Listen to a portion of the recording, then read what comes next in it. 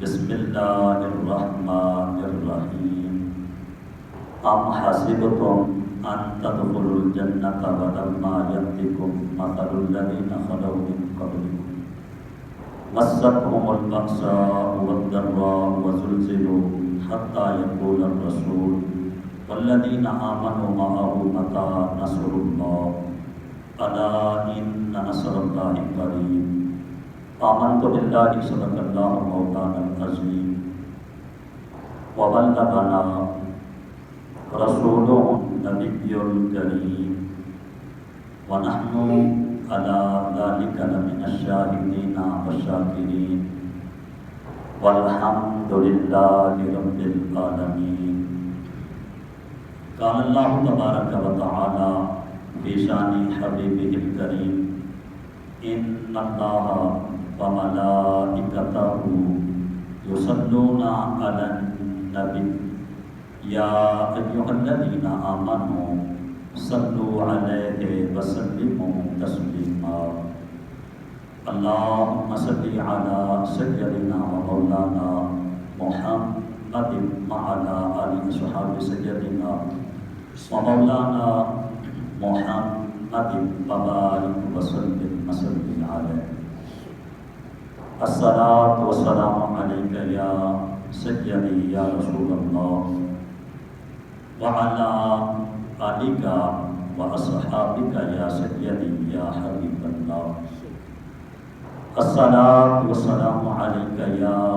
سيدي يا رحمة للعالمين وعلى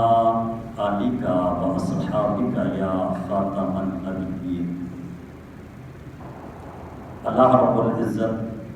جل جلالہ عما نوالہ اعظم شانہ اتم برہانہ خالق کن مالک کن حقیقی پالنہار ارحم الراحمین رب کی لاکھوں کروڑوں حمد و سلام حضور سرور کائنات فخر موجودات بزم زینت کائنات تاجدار رسول ختم رسول حامی بے کساں سید سربراں امام المرسلین خاتم النبیین احمد مجتبی جناب محمد مصطفیٰ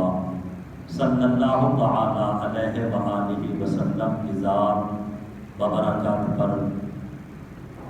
لاکھوں کروڑوں درود و سلام کے تحفے عقیدتوں محبتوں کے ساتھ پیش کرنے کے بعد کریم رب کی بارگاہ میں دعا ہے اللہ تبارک و تعالی سب مسلمانوں کو نماز جمعہ ادا کرنے کی توفیق عطا فرمائے.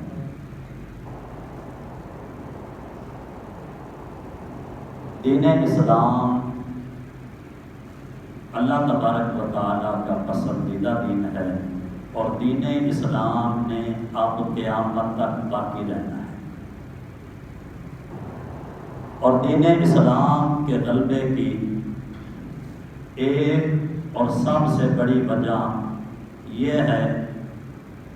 کہ مسلمانوں میں جہاد کا تصور پایا جاتا ہے. مصطفیٰ جان رحمت صلی اللہ علیہ وآلہ وسلم سے جب دین کے غلبے کے بارے میں پوچھا گیا تو اللہ کے حبیب صلی اللہ علیہ وآلہ وسلم نے ارشاد فرمایا کہ جب تک میری امت جہاد کرتی رہے گی اس وقت تک اسلام غالب رہے گا. اور رسول پاک صلی اللہ علیہ وآلہ وسلم نے ارشاد فرمایا کہ کسی عادل کا عدل اور کسی ظالم کا ظلم جہاد نہیں روک سکتا. یعنی کہ دنیا میں عدل ہی عدل ہو جائے، انصاف ہی انصاف ہو، پھر بھی جہاد نہیں رکے گا. اور فرمایا کہ دنیا میں ظالم ہی ظالم ہو، ظلم ہی ظلم ہو، پھر بھی جہاد باقی رہے گا. تو جب ظالم کا ظلم کسی طرح بھی جہاد کو نہیں روک سکتے تو اپنی باتوں کے ساتھ، اپنی طاقت کے ساتھ اپنے طنز جملوں کے ساتھ جو مجاہدین کو اور مسلمانوں کو جہاد سے روکنے کے لیے رکاوٹیں پیدا کرتے ہیں، وہ یہ سن لیں کہ اللہ کے حبیب صلی اللہ علیہ وآلہ وسلم نے ارشاد فرما دیا ہے، فرمایا کہ مسلمان جب تک اسلام کا نور مسلمانوں کے سینے میں باقی ہے، کوئی بھی مجاہدین کو جہاد سے نہیں روک سکتا۔ یہ وقتی طور پر رکاوٹیں کھڑی کر سکتے ہیں، وقتی طور پر باتیں کر سکتے ہیں، لیکن کسی بھی مسلمان کے سینے سے جذبہ جہاد کو نہیں نکال سکتے، اس لیے کہ جہاد کا جذبہ یہ مسلمان کو اس لیے ملا ہے کہ اللہ تبارک و تعالیٰ کے پیارے حبیب صلی اللہ علیہ وآلہ وسلم نے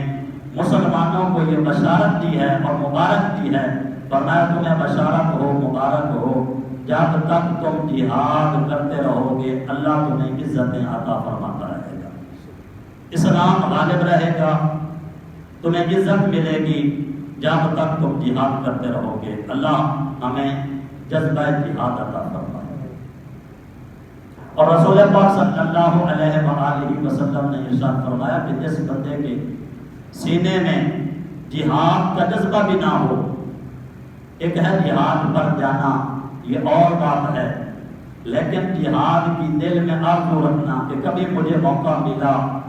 تو اللہ کے لیے میں ضرور نکلوں گا، لڑوں گا، تو یہ ہے جذبہ جہاد، آرزو۔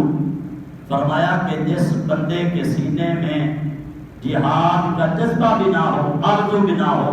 فرمایا کبھی بھی ایمان کی موت نہیں مرے گا، منافقت کی موت مرے گا۔ ایمان کی موت کے لیے ہم کہتے ہیں نا کہ دعائیں مانگتے ہیں کہ اللہ ہمیں کلمے پہ موت دے، ایمان پہ موت دے،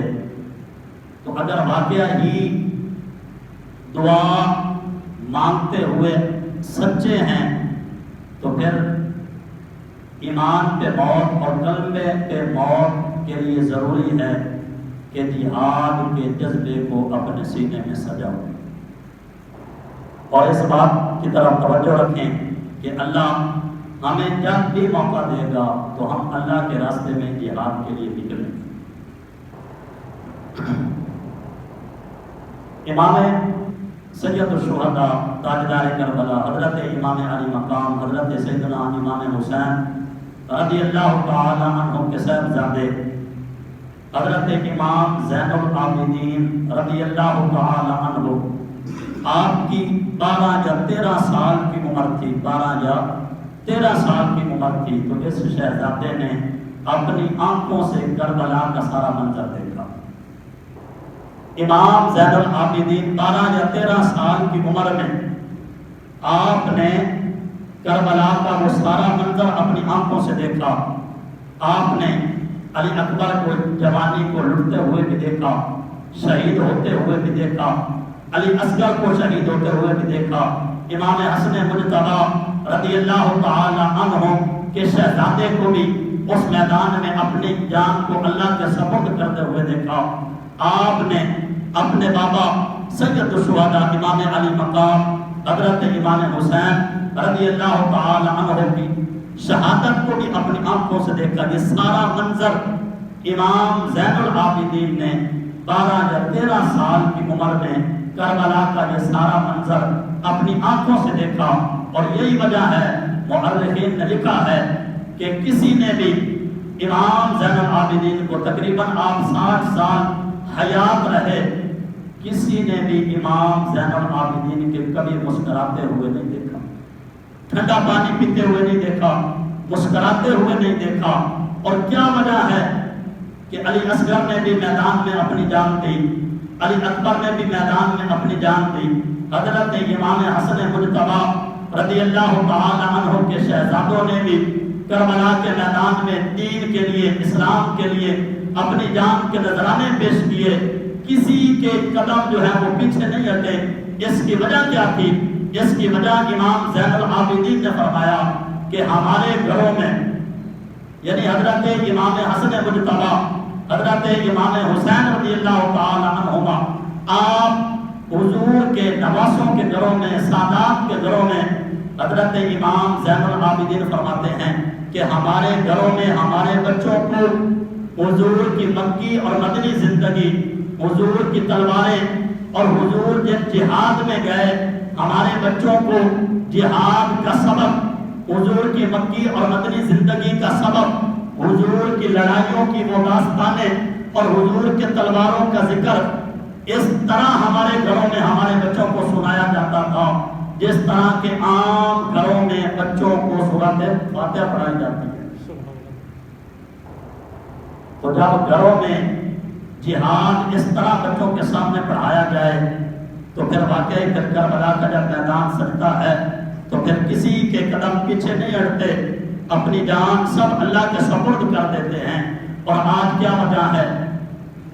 کہ بچے تو بچے رہ گئے، بڑے بھی جہاد سے گھبراتے ہیں۔ کیوں؟ اس لیے کہ پہلے مائیں اپنے بچوں کو قرآن سے جہاد کا سبق پڑھاتی تھی، پہلے مائیں اپنے بچوں کو کلمہ پڑھاتی تھی، پہلے مائیں اپنے بچوں کو حضور کی تعلیمات دیتی تھی، پہلے مائیں اپنے بچوں کو اسلام کی تربیت کرتی تھی۔ اب ہمارے گھروں میں دور ہے کہ باپ کے لیے علیحدہ ٹی وی لگا ہوا ہے،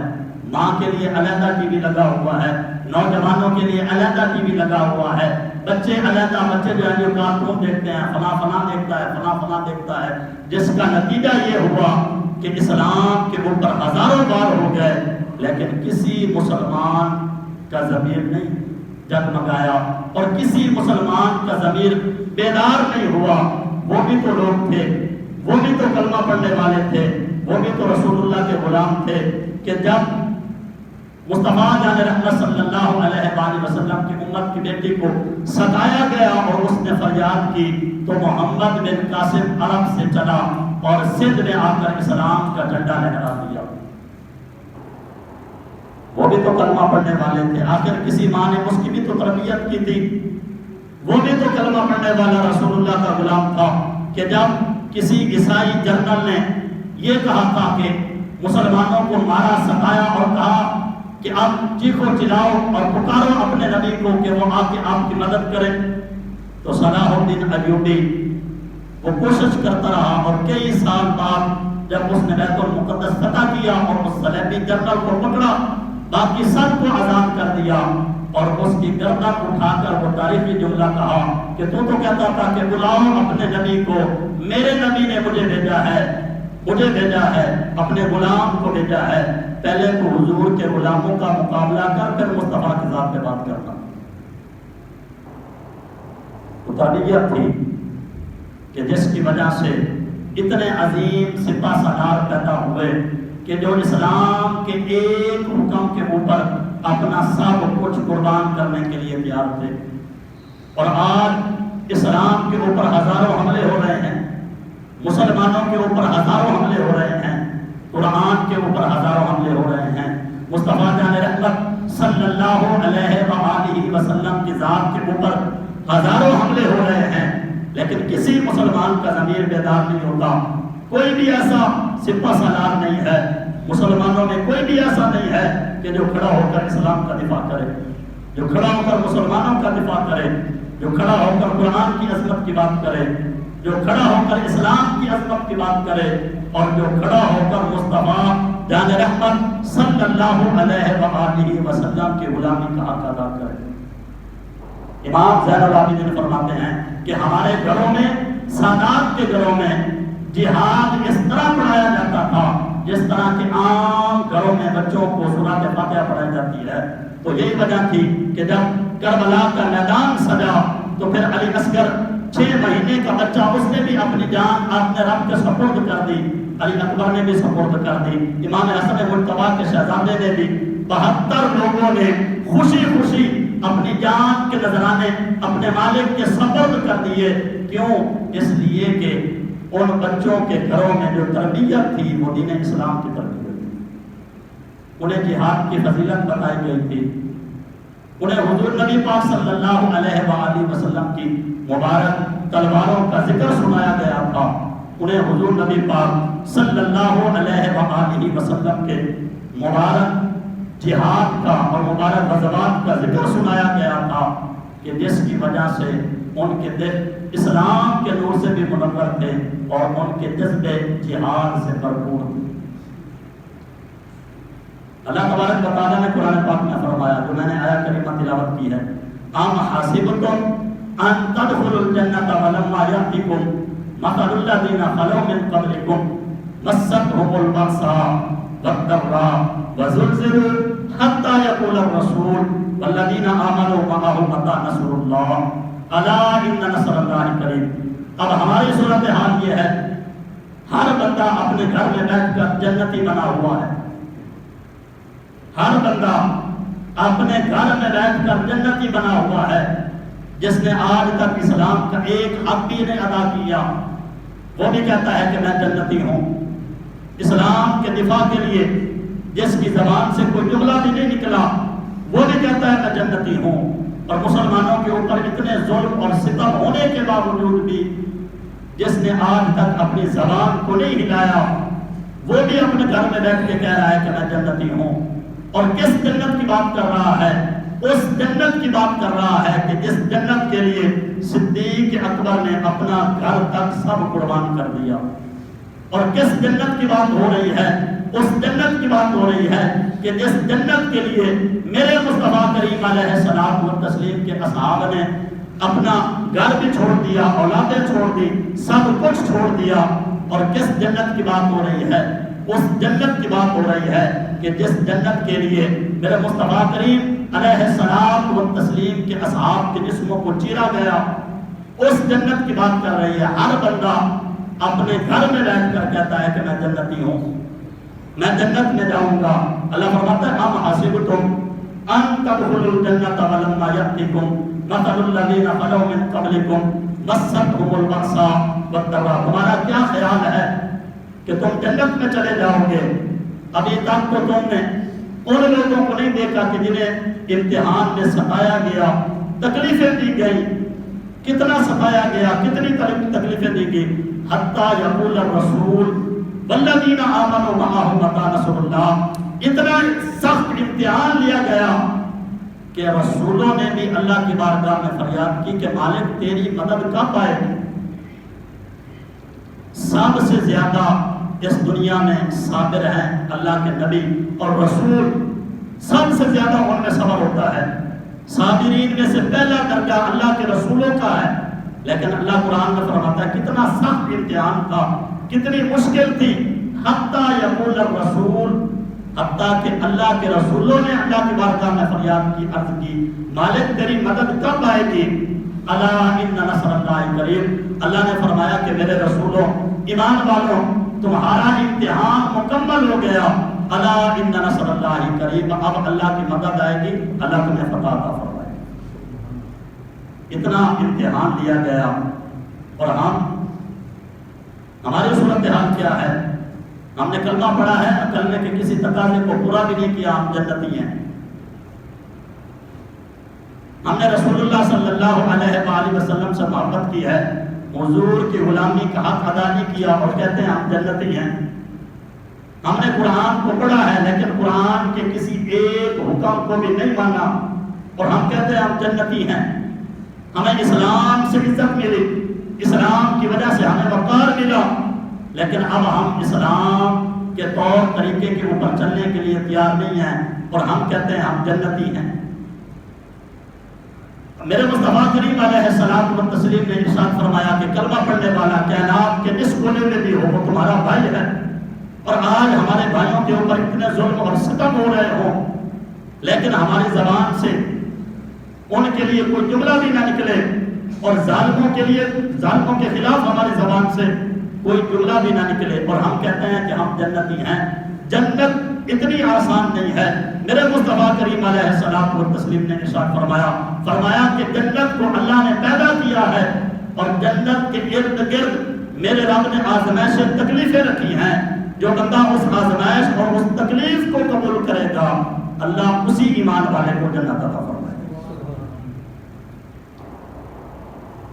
ہمارے بچے ہیں، ان کی صورتحال کیا ہے؟ ہمارے بچوں کو 12، 13، 14 سال تک ان کے ہاتھوں سے کھلونے نہیں چھوٹتے، لیکن قربان جائیں فلسطین اور غزہ کے ان مظلوم بچوں کے اوپر جو تو شہید ہو گئے، ان کی عظمتوں کو سلام ہے، اور جو چھوٹے بچے بچ گئے ہیں وہ ہاتھ میں کھلونا نہیں اٹھاتے، ویڈیو موجود ہے سوشل میڈیا پہ آپ دیکھ لینا، وہ ہاتھوں میں کھلونا نہیں اٹھا رہے، جو بھی بچہ بن جاتا ہے وہ اپنے ہاتھ میں اللہ کا قرآن لے کر پڑھتا ہے، اس لیے کہ تربیت کی گئی ہے۔ ہمارے تو بڑے جو ہیں جن کے پاس اقتدار ہے، مال و دولت ہے، ہتھیار ہیں، ایٹم ہے، سب کچھ ہے، ان کی زبانیں گونگ ہیں، لیکن وہ فلسطین کے وہ مظلوم بچے کہ جن کے پاس کچھ بھی نہیں ہے سوائے ہاتھ میں پتھروں کے، چھوٹے چھوٹے پتھروں کے، وہ بھی جب بات کرتے ہیں تو وہ کہتے ہیں کہ حسبنا اللہ و نعم الوکیل، ہمیں یہودیوں کو، ان اسرائیلیوں کے، ان کے کسی ایٹم کی پرواہ نہیں ہے، کسی ٹینک کا ہمیں کوئی خوف نہیں ہے، حسبنا اللہ، ہمارے لیے اللہ کافی ہے۔ اور ادھر اقتدار بھی ہے، مال و دولت بھی ہے، عہدے بھی ہیں، ایٹمیں بھی ہیں، فوج بھی ہے، لیکن بزدلی اتنی ہے کہ اللہ کی ذات پہ بھروسہ نہیں ہے، رسول پاک صلی اللہ علیہ وآلہ وسلم کی بشارت کے اوپر بھروسہ نہیں ہے۔ ان تمام عہدیداروں سے، ان تمام طاقتوروں سے اور ان تمام ایٹمی ہتھیاروں سے فلسطین کی وہ بچی ان تمام عہدیداروں سے بڑھ کے ہے، اور تمام ایٹموں سے بڑھ کر اس کے ہاتھ میں وہ پتھر ہے جو یہودیوں کے ٹینک کو مار رہی ہے۔ یہ جذبہ ہے، یہ ایمان ہے، رہنا ہم نے بھی نہیں ہے، مرنا ہم نے بھی ہے، لیکن اس موت کا کیا کہنا کہ جو شہادت کی موت ہو، مر جانا ہے۔ آپ نے سنا ہے کتنی جنگیں ہوئی، جب سے دنیا پیدا ہوئی ہے تب سے لے کر آج تک کتنی لڑائیاں ہوئی، کتنی جنگیں ہوئی، کبھی آپ نے سنا ہے کہ جو جنگ میں نہ گئے ہوں وہ اب بچ گئے ہوں؟ مر تو وہ بھی گئے ہیں کہ جو جنگوں میں نہیں، جنہوں نے اپنے آپ کو بڑا بچایا، بڑی احتیاطیں کی، مر تو وہ بھی گئے، لیکن جو میدان جہاد میں نکلے، شہادت انہیں بھی ملی ہے، لیکن موت میں فرق ہے کہ جو ویسے مرے ان کا نام لینے والا کوئی نہیں ہے، اور جو شہادت کی موت مرے اللہ نے آسمان تک ان کے ذکر کو بلند کیا۔ اس لیے ہمیں چاہیے کہ ہم ان باتوں کی طرف توجہ کریں۔ اپنے آپ کو جنتی کہنا بڑا آسان ہے، لیکن جنتی کام کرنا بڑے مشکل ہے۔ اپنے آپ کو جنتی کہنا، یہ تو میں بھی بیٹھا ہوں، میں بھی کہوں گا کہ میں خطیب ہوں، میں مولوی ہوں تو میں جنتی ہوں، لیکن جنت والے کام کرنا یہ بڑا مشکل ہے۔ میرے مصطفیٰ کریم علیہ الصلوۃ والتسلیم نے فرمایا کہ جنت کو جب اللہ نے پیدا کیا ہے تو اس کے ارد گرد آزمائش کی بالیں لگا دی ہیں۔ بڑا مشکل امتحان ہے جنت میں جانے کے لیے۔ یہ شہادت گاہ الفت میں قدم رکھنا ہے، اور لوگ آسان سمجھتے ہیں مسلمان ہونا، میدان جہاد میں جانا یہ تو بڑی دور کی بات ہے۔ ہمارے لیے افسوس کی بات یہ ہے کہ آج ہم سے اسرائیلی مصنوعات کا بائیکاٹ بھی نہیں ہو رہا۔ ہم کہتے ہیں کہ بائیکاٹ، ہمارے بائیکاٹ کرنے سے کیا ہوگا؟ ہم اگر بائیکاٹ کر دیں گے تو اسرائیل کو کون سا نقصان ہو جائے گا، یا ہمارے بائیکاٹ کرنے سے ہمارے فلسطینی مسلمانوں کو کون سا فائدہ ہوگا؟ آپ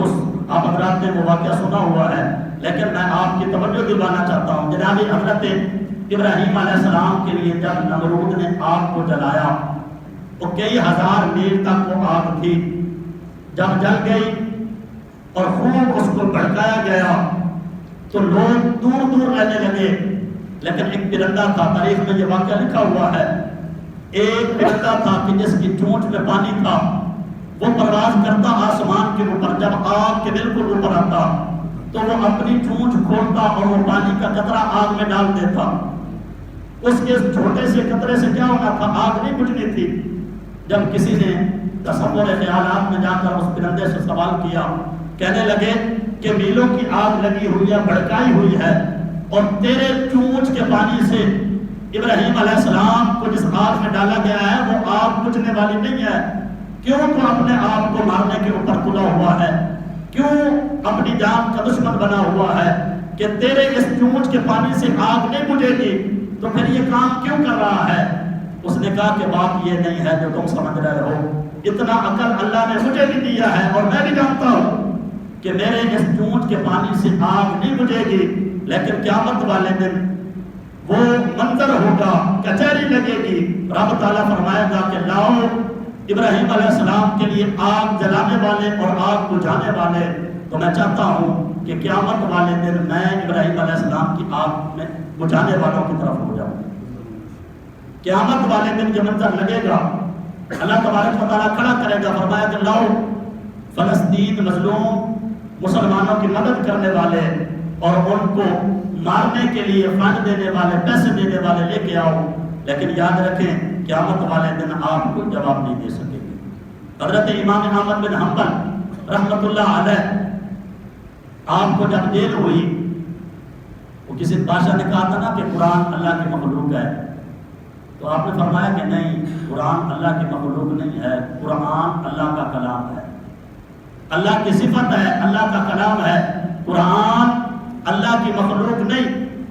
تو وہ بادشاہ تھا، وہ بگڑ گیا، کہنے لگا میں نے فیصلہ کیا ہے، مولوی تیری جرأت کیسے ہوئی کہ تو میرے فیصلے کے سامنے آیا؟ فرمایا کہ جرأت کی بات نہیں ہے، بات اللہ کی عظمت اور قرآن کی عظمت کی بات ہے۔ تو ہوگا بادشاہ تیرے پاس طاقتیں ہیں، سب کچھ ہے، لیکن بات سن، قرآن اللہ کی مخلوق نہیں، اللہ کا کلام ہے۔ جناب حضرت امام احمد بن حنبل کو کوڑے لگائے گئے، پتہ نہیں کیا کیا ظلم و ستم، جیل میں ڈال دیا گیا۔ جب جمعے کا دن آتا، حضرت امام احمد بن حنبل غسل فرماتے، خوشبو لگاتے، کنگھی کرتے، اور پھر آپ جمعہ پڑھنے کی نیت سے جیل میں دروازے کی طرف تشریف لے کے آتے، اور دروازے کے اوپر جو سیکورٹی گارڈ کھڑا ہوتا تو وہ آپ کو واپس بھیج دیتا کہ کوئی اجازت نہیں ہے، نہیں جمعہ پڑھ سکتے، واپس جائیں۔ آپ واپس چلے جاتے۔ دوسرا جمعہ آتا، پھر آپ تیاری کرتے، خوبصورت کپڑے پہنتے،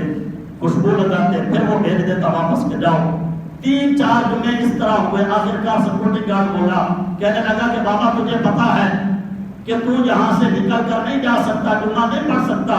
لیکن ہر جمعے کو تیاری کرتا ہے، تیاری کر کے دروازے پہ آتا ہے، میں واپس بھیجتا ہوں، واپس چلا جاتا ہے، کیا وجہ ہے؟ تو حضرت امام احمد بن حنبل نے بڑا خوبصورت جواب دیا تھا، اور اسی جواب کو سننے کی ضرورت ہے اور اپنے دل میں بٹھانے کی ضرورت ہے۔ فرمایا کہ میں جتنا اللہ نے مجھے حکم دیا نا، مکلف بنایا ہے، میں نے اپنا حق ادا کر دیا ہے۔ اب میرا عذر میرے رب کی بارگاہ میں قبول ہے، میں مالک کی بارگاہ میں عرض کروں گا کہ میرے مالک، میں تیاری بھی کرتا تھا، سفر بھی کرتا تھا، قدم بھی، اور مسجد کی طرف جانے کے لیے قدم بھی کرتا تھا، لیکن مجھے جانے نہیں دیا جاتا تھا۔ اب میرا عذر قبول ہے، میں اتنا تو مکلف ہوں کہ تیاری تو کروں۔ اب ہم کہتے ہیں کہ بائیکاٹ کرنے سے کیا ہوگا؟ کچھ بھی نہ ہو، لیکن جتنا کچھ ہم کر سکتے ہیں، کم از کم ہمارا حق بنتا ہے ہم اتنا تو کریں۔ اللہ تبارک و تعالی ہمیں ان باتوں پہ عمل کرنے کی توفیق عطا فرمائے۔ اور حضرت امام علی مقام سید الشہداء امام حسین رضی اللہ تعالی عنہ آپ فرمایا کرتے تھے کہ ظلم کے خلاف جتنی دیر سے اٹھو گے اتنی زیادہ تمہیں قربانیاں دینی پڑے گی۔ اور میرے خیال میں امام علی مقام کی اس جملے کی آپ کے سامنے وضاحت کرنے کی مجھے کوئی ضرورت نہیں ہے، لیکن بطور یادداشت میں آپ کو کروا دوں کہ اگر مسلمان اس وقت اٹھ پڑتے جب کشمیر کے اوپر یہ حالت تھی، تو آج نہ عراق کی یہ حالت ہوتی، نہ افغانستان کی یہ حالت ہوتی، نہ غزہ کی یہ حالت ہوتی، کسی ملک کی بھی کوئی یہ حالت نہ ہوتی۔ جب پہلی مرتبہ ظالم کھڑا ہوا تھا، اس وقت اگر مسلمان کھڑے ہو کر اسلام اور جہاد کی برکت سے اس ظالم کو روکتے، اور یہ جہاد کی برکت ہی تھی کہ جس جہاد کی برکت کی وجہ سے سلطان محمود غزنوی نے سومنات کے بت توڑے تھے، اور یہ جہاد کی برکت ہی ہوگی کہ جہاد کی برکت سے ہر ظالم کے گلے میں پٹا ڈال کر میدان میں کھڑا کیا جائے گا، اور مظلوم آ کر اس ظالم سے اپنے ظلم کا بدلہ لے گا۔ یہ جہاد کی ہی برکت ہوگی، اس کے علاوہ اور کوئی صورتحال نہیں ہے۔ اور رسول پاک صلی اللہ علیہ وآلہ وسلم نے ارشاد فرمایا جب ظالم کو ظلم کرتے دیکھو اور اس کا اگر ہاتھ نہیں پکڑو گے تو اللہ پوری دنیا کو پھر عذاب میں مبتلا کر دے گا۔ ظالم کو ظلم کرتے ہوئے دیکھ کر اگر اس کا ہاتھ نہ پکڑا تو میرا مصطفیٰ کریم علیہ السلام کو تسلیم نے ارشاد فرمایا پھر اللہ تمہیں عذاب میں مبتلا کرے گا، پھر زلزلے آئیں گے، اولے برسیں گے، پھر پکی ہوئی فصلوں کے اوپر بارشیں آئیں گی، پھر بارشیں روک دی جائیں گی، گرمیاں پیدا ہوں گی، سردیاں پیدا ہوں گی، اچانک زلزلے ہوں گے، اموات ہوگی، یہ ساری صورتحال ہوگی۔ یہ کیوں؟ اس لیے کہ فرمایا کہ ظالم کا تم نے ہاتھ نہیں پکڑا، ظالم ظلم کرتا رہے اور بندہ جو ہے وہ خاموش ہو کے بیٹھا رہے، فرمایا کہ پھر اس بندے کے اوپر اللہ کا عذاب نازل ہوتا ہے، اللہ کا عذاب اترتا ہے اس بندے کے اوپر جو ظالم کے ظلم کے سامنے کھڑا نہیں ہوتا۔ اللہ رب العزت خالق کائنات مالک کائنات ہم سب کو ان باتوں پہ عمل کرنے کی توفیق عطا فرمائے۔ رسول پاک صلی اللہ علیہ وآلہ وسلم نے ارشاد فرمایا کہ اللہ نے جو اسلام کو یہ جو کھڑا ہے عزت دی ہے، یہ نمازیوں کی وجہ سے نہیں ہے۔ نماز اسلام کے رکن میں سے ایک اہم رکن ہے۔ اسلام کے جو 5 رکن ہیں نا، کلمہ، نماز، روزہ، حج، زکوٰۃ، لیکن یہ بات یاد رکھیں اسلام جو کھڑا ہے وہ نماز کی وجہ سے نہیں، روزے کی وجہ سے نہیں، حج، زکوٰۃ ان وجہ سے نہیں کھڑا۔ اسلام اگر کھڑا ہے تو جہاد کی وجہ سے کھڑا ہے، مجاہدین کی وجہ سے کھڑا ہے۔ اور یہی وجہ ہے کہ ساری کائنات نے میرے نبی پاک صلی اللہ علیہ وآلہ وسلم کے بارگاہ میں جو بھی صحابی رسول آئے سب نے یہ خوبصورت جملہ بولا اپنی محبت میں کہ یا رسول اللہ فداک ابی و امی، یا رسول اللہ، یا رسول اللہ آپ پر میرے ماں باپ قربان ہو جائیں۔ یہ بڑا خوبصورت اور محبت بڑا جملہ ہے۔ سب صحابہ نے حضور کے ساتھ جو محبت کی تو یہ جملہ بولا، اور یہ بنتا بھی ہے کہ اللہ نے محبوب کو یہ عزتیں اور عظمتیں عطا فرمائی ہیں کہ فداک ابی و امی یا رسول اللہ، یا رسول اللہ آپ پر میرے ماں باپ قربان ہو جائے۔ لیکن مجاہد کی شان یہ ہے کہ حضرت سعد رضی اللہ تعالی عنہ جب تیر چلا رہے تھے، تیر انداز تھے، تیر چلا رہے تھے، اللہ کے حبیب تیر اٹھا اٹھا کر دے رہے تھے اور فرما رہے تھے کہ ساتھ تیر چلاؤ، اور حضور نے بھی محبت کرا یہ مجاہد کے لیے جملہ بولا تھا۔ ساری گناہ اور ساری کائنات حضور کے لیے جملہ بولتی ہے کہ فداک ابی و امی یا رسول اللہ، لیکن میرے حبیب پاک صلی اللہ علیہ وآلہ وسلم نے حضرت سعد کے لیے جملہ بولا تھا، فرمایا سعد تیر چلاؤ تمہارے اوپر میرے ماں باپ قربان ہو جائے۔ مجاہد کی بڑی شان ہے، جہاد کی بڑی عظمت ہے، بڑی فضیلت ہے۔ اسلام جہاد کے بلبوتے کے اوپر کھڑا ہے اور اسلام کی اپنی پاور ہے۔ ہم کہتے ہیں جی فلاں بندہ جو ہے وہ بڑا جو ہے وہ عہدیدار ہے تو لہٰذا اس کے لیے کچھ نرمی نکال دو، اسلام میں تھوڑا بہت جو بڑا فائدہ ہوگا۔ جس طرح کہ ملک غسان بادشاہ تھا، غسان کے علاقے کا، اس نے کلمہ پڑھا اور اس کا جو قبیلہ تھا سارے قبیلے کو لے کے آیا، اس نے بھی کلمہ پڑھا اور حج کا موسم آ گیا۔ اللہ سب کو حج کی یہ سعادت بار بار نصیب فرمائے۔ حج کا موسم آیا اور وہ بادشاہ جو ہے وہ اپنی رعایا کے ساتھ کلمہ پڑھا تھا تازہ تازہ، تو وہ حج کرنے کے لیے آیا تو بیت اللہ کا طواف کر رہا تھا۔ کئی دور دراز سے ایک دیہاتی آیا اور وہ بھی طواف کر رہا تھا۔ دیہاتی کا اس بادشاہ کے احرام کے اوپر قدم آیا یا اس کے پاؤں کے اوپر قدم آیا تو اس کو بڑا غصہ آ گیا کہ میں بادشاہ، تو اس دیہاتی کی جرأت کیسے ہوئی میرے اوپر قدم رکھنے کی، میرے پاؤں پہ قدم رکھنے کی یا میرے احرام پہ؟ تو اس نے تھپڑ یا مکہ مارا کہ جس کی وجہ سے اس دیہاتی کی ناک ٹوٹ گئی۔ اور حضرت عمر پاک رضی اللہ تعالی عنہ کا دور تھا، وہ دیہاتی حضرت عمر پاک کی عدالت میں حاضر ہوا اور کہنے لگا کہ فلاں بندے نے یا فلاں بادشاہ نے میرے ساتھ یہ ظلم کیا ہے، مجھے انصاف چاہیے۔ آپ نے اس بادشاہ کو بلایا، فرمایا کہ 2 باتیں ہیں، یا تو اس دیہاتی کو راضی کر، چاہے اس کی منت کر جیسے بھی، یا پھر بدلہ دینے کے لیے تیار ہو جا کہ کعبہ کے ذیل میں تجھے بھی اسی جگہ پہ کھڑا کیا جائے گا جس جگہ پہ تو نے دیہاتی کے ساتھ یہ ظلم کیا ہے، اور تجھے صرف 1 رات کا ٹائم ہے، دونوں صورتوں میں جو تجھے پسند ہو وہ کر لو۔ کہنے لگا یہ کیسے، میں بادشاہ، میں کیسے دیہاتی سے معافی مانگوں، اور میری وجہ سے اس کی کوئی اوقات نہیں ہے، میں بادشاہ، میں کیسے بدلا دوں؟ فرمایا نہیں، یہ اسلام ہے اور اسلام کے احکام واضح ہیں، یا تو اس کو راضی کر لے، وہ راضی ہو جائے اور تجھے معاف کر دے، یا پھر تجھے بدلہ دینا پڑے گا۔ اور وہ بادشاہ جو تھا وہ راتوں رات نکل گیا، مرتد ہو گیا اور اپنے ساتھ جو تھے وہ بندے بھی لے کر نکل گیا، پھر سے وہ عیسائی ہو گیا۔ صبح کو لوگ آئے، جس طرح آج ہماری سوچ بنی ہوئی ہوتی ہے، صبح کو لوگ آئے اور حضرت عمر پاک کو کہنے لگے کہ آپ اس دیہاتی کو بات کر دیتے، کسی طرح راضی کر دیتے، وہ بادشاہ تھا، وہ اسلام کا، اس سے یہ فائدہ ہوتا۔ تو حضرت عمر بن خطاب رضی اللہ تعالیٰ عنہ آپ نے فرمایا تھا، بڑا خوبصورت جملہ فرمایا تھا کہ اس بے غیرت کو جانے دو، اسلام اس بغیرت کی وجہ سے کھڑا نہیں ہے، اسلام قیامت تک اپنی پاور سے کھڑا رہے گا۔ ہر وہ بندہ جو اسلام کے احکام کے سامنے آ جاتا ہے، اسلام سے منہ پھیر لے، اس کا کوئی مقام نہیں ہے، کوئی عزت نہیں ہے۔ کائنات کا کمینہ وہ بندہ ہے جو اسلام کے مقابلے میں اپنی سوچ کو آگے رکھے۔